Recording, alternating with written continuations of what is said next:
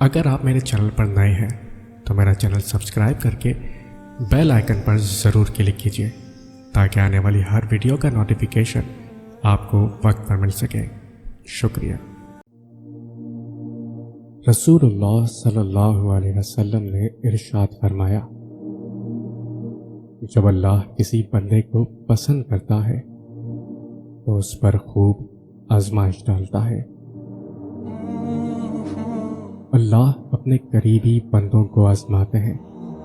لوگوں میں سے سب سے زیادہ سخت آزمائش انبیاء پر آتی ہے، پھر ان کے بعد ان سے ملے ہوں پر، اور پھر ان کے بعد والوں پر۔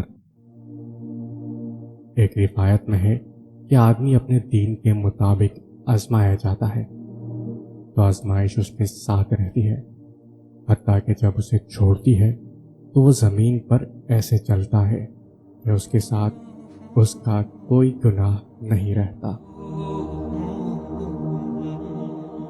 انسان کی آزمائش وہیں رکھی گئی ہے جہاں اس کا دل ہو، کسی کے لیے اولاد، کسی کے لیے محبت، کسی کے لیے پیسہ تو کسی کے لیے اقتدار۔ سوال نامے الگ الگ لیکن امتحان ایک۔ رسول اللہ صلی اللہ علیہ وسلم نے ارشاد فرمایا، آزمائش جتنی سخت ہوتی ہے اس کا بدلہ بھی اتنا ہی بڑا ملتا ہے۔ حضرت عثمان غنی رضی اللہ عنہ نے فرمایا، جس انسان کو سال بھر میں کوئی تکلیف، کوئی رنج نہ پہنچے تو وہ جان لے مجھ سے میرا رب ناراض ہو گیا ہے۔ آزمائش اللہ اذیت دینے کے لیے نہیں، کچھ سکھانے کے لیے ڈالتا ہے۔ دل جس بات پر ضد کرتا ہے رب اسی بات پر آزماتا ہے۔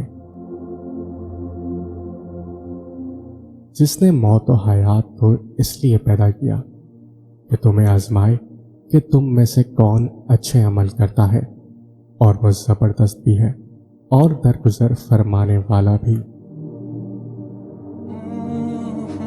مومن کا مرض اس کی خطاؤں کا کفارہ ہوتا ہے۔ جب کوئی آزمائش شروع ہوتی ہے تو اس وقت تک ختم نہیں ہوتی ہے جب تک اس سبق کو سیکھا نہ جائے جو اس میں پوشیدہ ہے۔ حضرت علی رضی اللہ عنہ سے کسی نے پوچھا، یہ کیسے پتہ چلے گا کہ جو پریشانی یا مصیبت ہم پر آئی ہے وہ اللہ کی طرف سے آزمائش ہے یا ہم پر اللہ کی طرف سے سزا ہے؟